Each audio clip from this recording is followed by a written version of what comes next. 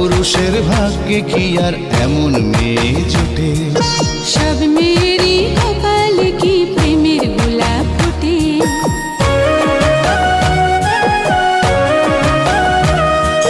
সব পুরুষের ভাগ্যে কি আর এমন মেয়ে জোটে?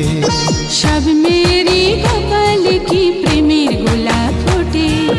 একটু দেখা হয়, একটু পরিচয়, তারপরেই তো কোনো কিছু ভাল লাগে না মোটে। সব মেয়েরই কপালে কি প্রেমের গোলাপ ফোটে?